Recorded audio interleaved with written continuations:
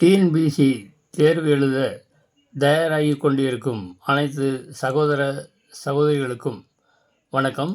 இப்பொழுது டிஎன்பிஎஸ்சி சம்பந்தமாக சில கொஸ்டின்களை பொது அறிவிலிருந்து கணிதமும் சேர்ந்து அனுப்பவிருக்கிறேன். Question number 503. 8:6 is equal to 4 இந்த கொஸ்டின் மார்க்கில் இந்த இடத்துல என்ன நம்பர் வரணும்? லாஸ்ட்டையும் பெருங்க, நடுவுலையும் பெருங்க. நடுவில் பெருக்குன்னா 6×4 இந்த நம்பர் இருக்குது, அதனால் 6×24. அப்படின்னா அதாவது இடையில் உள்ள நம்பரை ரெண்டையும் பெருக்குன்னா 24 வருது. அப்படின்னா கடைசி எண்களையும் பெருக்குன்னா 24 வரணும். அதை இந்த ரேஷியோவுக்கு அர்த்தம். 6×24. அப்புறம் 8ஓட எதை பெருக்கினா 24 வரும்? M3 24. 3 பெருக்கணும். அப்படின்னா ஆப்ஷன் சி 3 தான் கரெக்ட் ஆன்சர். அடுத்து 504வது கொஸ்டின். திப்பு சுல்தான் டேஸ் பகுதியை கைப்பற்றியதால் 3ஆம் ஆங்கிலேய மைசூர் போர் தொடங்கியது. A Kallikottai, B Kodagu, C Kodungallur, D Dindigul. C Kodungallur is a correct answer. அடுத்து 505வது வினா.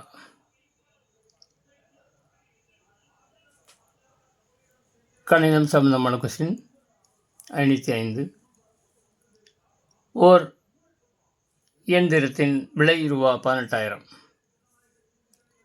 அது ஆண்டுக்கு 16.2/3% வீதம் தேய்மானம் அடைகிறது. தேய்மானம்னா இங்கே மைனஸ் போட்டுக்கணும். கூட்டு வட்டி சூத்திரம் வந்து A = P × 1 - R/100 whole power n. அந்த சூத்திரத்தில் அந்த ப்ளஸ் பதிலாக மைனஸ் போட்டுக்கணும்.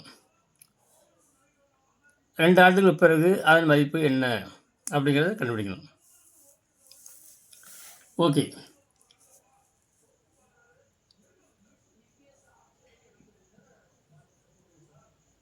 டிஎன்பிஎஸ்சியில் இது, ஜிகேயில் இது, மேத்ஸ் ரெண்டும் கலந்து வருகிறது. ஒரு இயந்திரத்தின் விலை ரூபா 18,000. அது ஆண்டுக்கு 16.2/3% தேய்மானடைகிறது.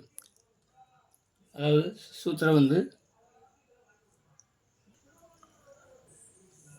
அதனுடைய சூத்திரம் கூட்டு வட்டியில் தொகைக்கான சூத்திரம் A = P × 1 - R/100 whole power n. இங்கே தேய்மானம் அப்படிங்கிறனால இங்கே மைனஸ் போட்டுக்கிறோம். சாதாரணமாக தொகை கூட்டு வட்டியில் தொகை A = P × 1 வரும். இங்கே தேய்மானங்கிறதுனால மைனஸ் போட்டுக்கிறோம். அவ்வளோ வித்தியாசம். இதை ஏ நம்ம சப்ஸ்டியூட் பண்ணக்கு நம்மளுக்கு P வந்து இங்கே 18,000 × 1 - இங்கே 6 16/2/3. இது கலப்பு பின்னம், மிக்சர் நம்பரில் இருக்குது. அதை 16 48 2 50/3 100னால கீழே 100 போட்டுக்கலாம்.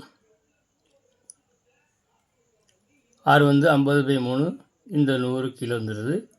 ஹோல் பவர் n வந்து 2 ஆண்டுகள், 2 ஆண்டுகளுக்கு. இதை சுருக்குனா நம்மளுக்கு ஆன்சர் வந்துடும்.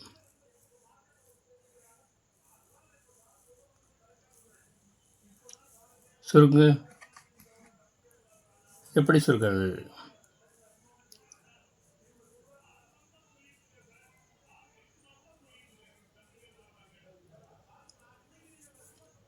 ஓகே, 18,000 அப்படியே வச்சுங்க. இங்கே 150, இங்கே 250 100.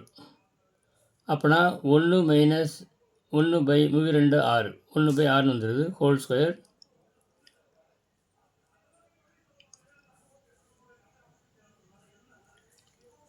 1800. 18,000. இங்கே 6 1 6, 6 1 வச்சுன்னா 5, 5/6 whole square.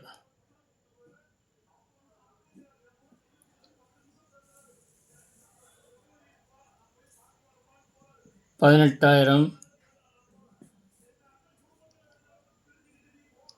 5 square 25 6,036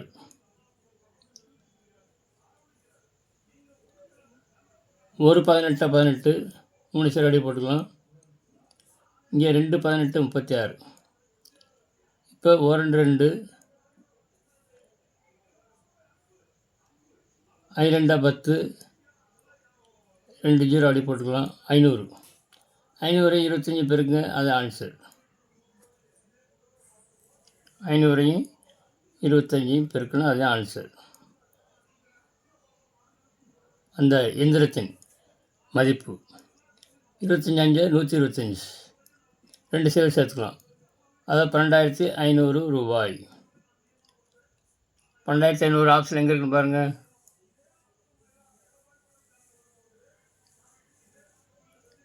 option B 12,500 தான் correct answer.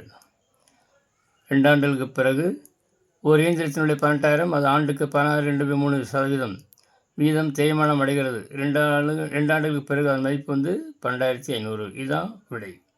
Very very important questions in mathematics. அது ஜிகேல கேட்டிருக்காங்க. ஓகே, 506வது வினா.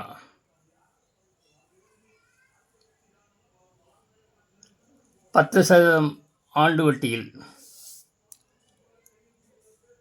அரையாண்டுக்கு ஒரு முறை வட்டி கணக்கிடப்பட்டால் ரூபாய் 4,400 ஆனது 4,851 டேஸ் ஆகும்.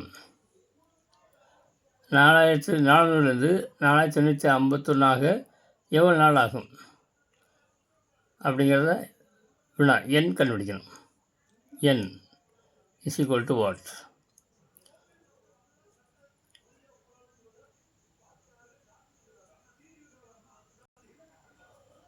ஐநூற்றி 6வது வினா. இப்பொழுது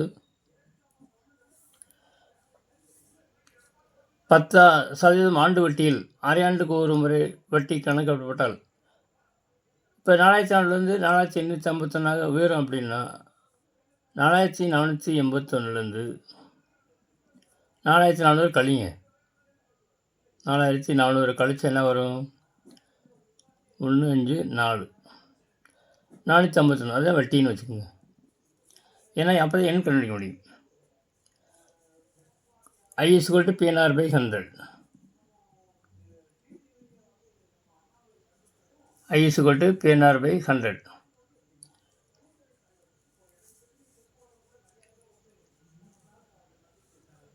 எண் 10%. R 10%. இப்போ I 451 போட்டுக்கோங்க. I 451 ஈக்குவல் டு P எவ்வளவு? P 4,400 வச்சுக்கணும். 4,400. P 4,400. எண் கண்டுபிடிக்கணும். R 10%. R இது 10% பை 100. இதை சுருக்கினா உங்களுக்கு ஆன்சர் வந்துடும். எண் கண்டுபிடிச்சிடலாம். Okay, 2 0 cancel. இப்போ 44 × 10 410. அப்புறம் எண் மட்டும் இங்கே வச்சுக்கலாம். எண் × 410 44 10 440. இந்த left side 451. N is equal to 451/440. 440 இந்த பக்கம் வந்துடும். அதை 451/440 இங்கே கீழே போட்டுக்கலாம். இதை வகுத்தா அப்ராக்சிமேட்டாக 1.02 வரும். அப்ராக்சிமேட்டாக 1 இயர்னு வச்சுக்கலாம். Approximately equal to 1 year. இதுதான் ஆன்சர். 1 இயர் எங்கே வருது? ஆப்ஷன் 1 ஆண்டு. Option B is the correct answer. அடுத்து 507வது வினா.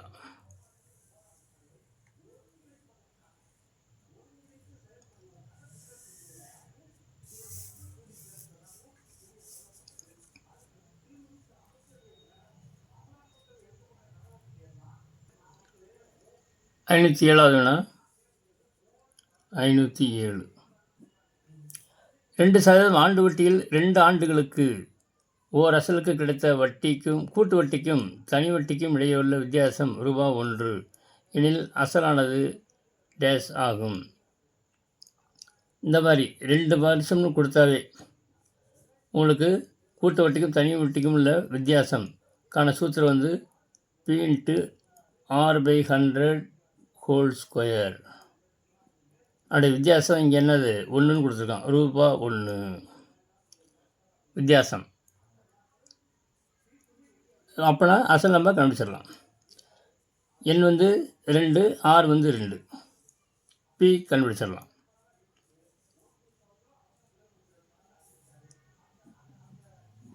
N வந்து 2, R வந்து 2.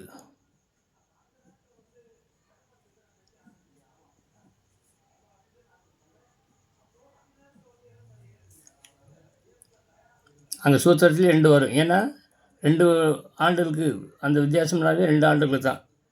அதனால் 6 மட்டும் போட்டாவே போதும். ஆட்டோமேட்டிக் இங்கே 2 சூத்திரத்தில் வந்துடுது.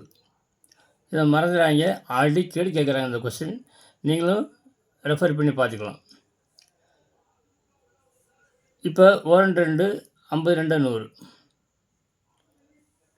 அப்போனா மேலே 1 ஸ்கொயர் 1 தான். 1 ஸ்கொயர் 1 தான். கீழே வந்து 5 25.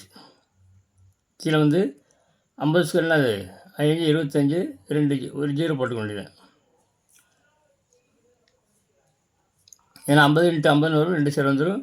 5 25 is equal to 1. Cross multiplication பண்ணுங்கள். Therefore we want P only. P மட்டும் நமக்கு தேவை அசல்.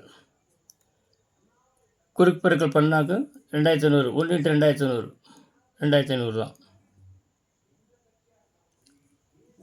அசல் வந்து 2500 ரூபா. ஆப்ஷன் எங்கே இருக்குது பாருங்கள். அசலானது 2500 ரூபா. Option D is a correct answer. Option D is a correct answer. அடுத்து 508வது வினா.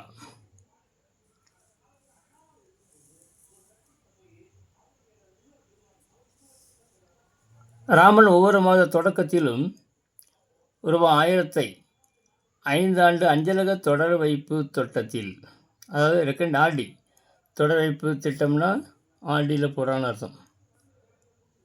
ஆர்டி ரெக்கரிங் டெபாசிட் கேள்விப்பட்டீங்களா? அதுதான் ஆர்டி கணக்கு தான் அது. ரெக்கரிங் டெபாசிட் தொடர் வைப்பு திட்டத்தில் அதை மாதம் 1000 ரூபா போடுறது. அந்த மாதிரி போஸ்ட் ஆஃபீஸில் அந்த ஸ்கீம் இருக்குது. செலுத்தி வருகிறார். இதற்கான வட்டி வீதம் 7% எனில் 5 ஆண்டுகளுக்கு பின் ராமன் பெறும் தொகையை காண்க. 508வது கொஸ்டின் வந்து ஆர்டி கணக்கு. Very very important. RD sum. இந்த மாதிரி ஆர்டின்னு வந்தாவே கேபிட்டல் N = N × N+1/2 × 12. இந்த சூத்திரத்தை இதை போட்டுக்கிறணும். அதுக்கப்புறம் இங்கே என்னங்கிறது மாதங்கள். என்னங்கிறது என்னது? மாதங்கள். 5 ஆண்டுகள் இருக்குல்ல. 5 ஆண்டுகள்னால் ஒரு வருஷத்துக்கு 12 மாதம், 5 வருஷத்துக்கு 60 மாதம். N = 60 மாதங்கள். N = 60 months.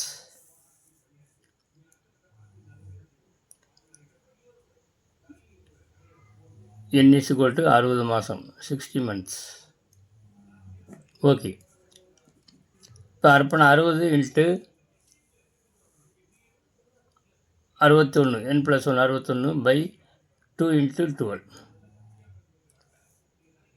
1 12 12, 5 12 60. பெருக்குங்க. 5 1 5, 5 30/2.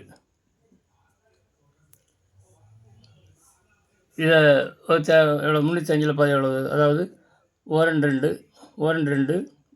மிச்சம் 1 10 2 10 2 2 4 மிச்சம் 1 சைவர் சேர்த்துக்கலாம். 2 10 152.5. கேபிட்டல் N வந்து 152.5. ஓகே, இது ஒரு ஸ்டெப்பு. இன்னொரு ஸ்டெப் வந்து மாதம் 1000 ராமன் வந்து ஒரு மாதம் வேணும் எவ்வளவு 1000 போடுறாரு. 60 மாதத்துக்கு அப்புறம் எவ்வளோ வரும்? மாதம் 1000 பி மாதம் 1000 எண் வந்து 60 மாதங்கள். 1000 இன்ட்டு 60 எவ்வளவு? 60,000. 60,000 போடுறார். மொத்தம் 5 வருஷத்தில் 60,000 மொத்தம் போடுறாங்க. சரி, இப்போ என்ன கேட்டிருக்கு? இதற்கான வட்டி வீதம் 7% எனில், வட்டி வீதம் R=7% எனில் 5 ஆண்டுகளுக்கு பின் ராமன் பெறும் தொகை எவ்வளவு? R வந்து 7%. R வந்து 7%. I=PNR/100 அந்த சூத்திரம் தான். இங்கே P வந்து எவ்வளவு? 1000. P வந்து 1000. கேபிட்டல் N வந்து இங்கே கண்டுபிடிச்சிருக்கோம். கேபிட்டல் வந்து 152.5. கேபிட்டல் இங்கே கண்டுபிடிச்சிருக்கோம் 152.5. R வந்து 7% பை 100. இதை சுருக்குங்க.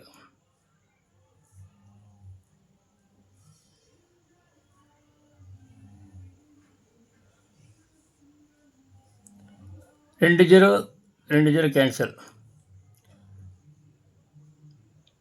இப்போ இங்கே 10.5 இருக்குது. இங்கே 10 இருக்குன்னா இது 152.5 வந்து முழு என்ன வந்துடும்? அதாவது 152.5 முழு என்ன வந்துடும்? இன்ட்டு 7 போட்டால் போதும். I =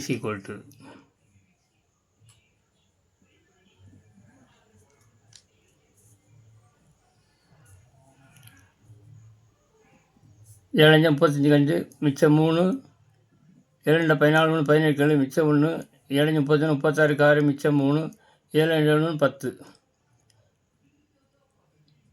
I வந்து 10,000 இன்ட்ரெஸ்ட்டு 10,675 ரூபா வருது. இன்ட்ரெஸ்ட் வந்து 10,675 ரூபா. இப்போ நம்மளுக்கு தொகையை கண்டுபிடிக்கணும்.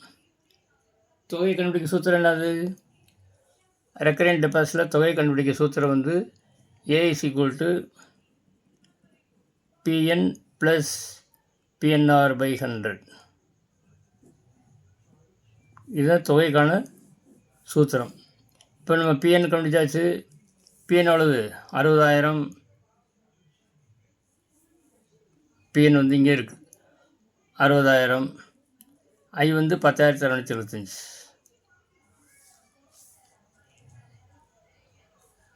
PN வந்து 60,000. PNR/100 10,675.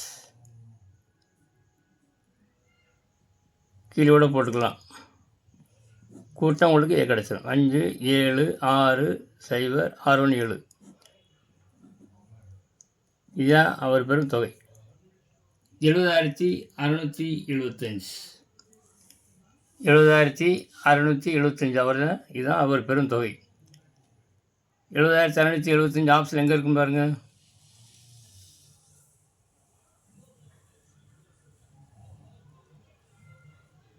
ராமன் பெறும் தொகை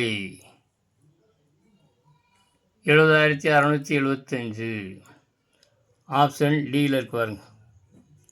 இதுதான் சரியான விடை 70,675. நம்ம கால்குலேட் பண்ணியாச்சு. Very very important. 10th இருக்குது இந்த கணக்கு. 5 மார்க் கொஸ்டின் 10th கேட்பாங்க. உங்களுக்கு இந்த மாதிரி கேட்டு வச்சுருக்காங்க. நீங்கள் ஃபாஸ்ட்டாக எல்லாம் ப்ராக்டிஸ் பண்ணி பார்க்கணும். முடிஞ்ச வரைக்கும் இந்த கணக்கை டைம் இருக்கும்போது கடைசியில் ஃபாஸ்ட்டாக போட்டு பழகிக்குங்க. நீங்கள் அடிக்கடி போட்டு பார்த்தா உங்களுக்கு ஈஸியாக வந்துடும்.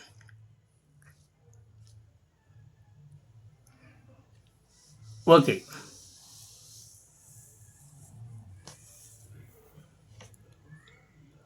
அடுத்த கணக்கு 509.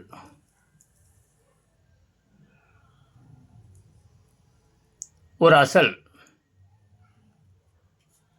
அசல் ரூபாய் 8,200 2 பகுதியாக பிரித்து ஒரு பங்கை 4 ஆண்டுகளுக்கு 15% தனி வட்டி வீதத்திலும் மற்றொரு பங்கை 3 ஆண்டுகளுக்கு 20% தனி வட்டி வீதத்திலும் விடும்போது இரண்டிலும் ஒரே வட்டித் தொகை கிடைத்தால் ஒரே வட்டித் தொகை கிடைக்குது. 2 பங்குகளுக்கும் உள்ள வித்தியாசம் எவ்வளவு? நீங்கள் இதை எந்த சூத்திரமும் எதுவுமே போட தேவையில்லை. ஏன்னா இங்கேன்னு இதில் கொஸ்டின் ஆன்சர் இருக்குது. ஏன்னா தனி வட்டி விதத்திலும் விடும்போது ரெண்டுக்குமே தனி வட்டி சூத்திரம் 2 ஐஎஸ் PNR/100 PNR/100 போட்டுக்கலாம். இங்கே கொடுத்துருக்க வேலையில் சர்ச் பண்ணி இடது பக்கம் வலது பக்கம் போட்டாவே 2 பக்கம் வட்டி சூத்திரம் தான் போடுறோம். இரண்டிலும் ஒரே வட்டி வீதம் கிடைக்கிறது. எப்படி? 2 பக்கம் வட்டி சமமாக இருக்குது. அப்புறம் என்னது வித்தியாசம்? என்னது? இல்லை, அதாவது 0 நில். இந்த கணக்கு நீங்கள் செய்யவே தேவையில்லை. வட்டி சமமாக இருக்கிறதுனால வித்தியாசம் 0, அதாவது இங்கே நில்ங்கிறது ஆன்சர்.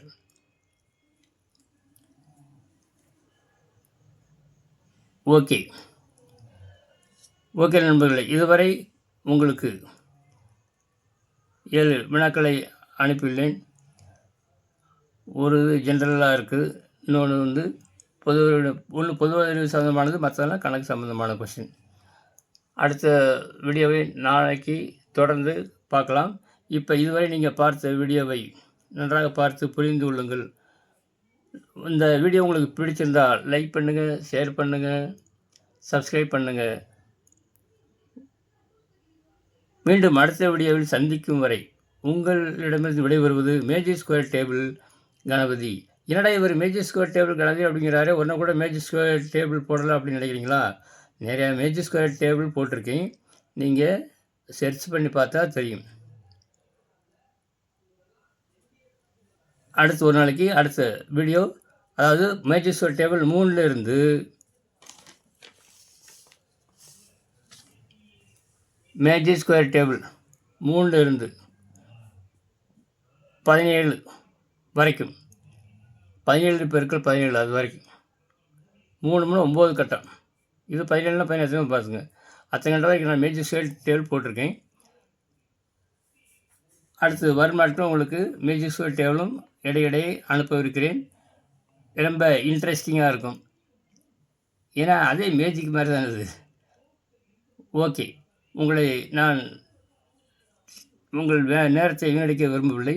அடுத்த வீடியோவில் சந்திக்கும் வரை உங்களிடம் விடைபெறுகிறேன். நன்றி, வணக்கம்.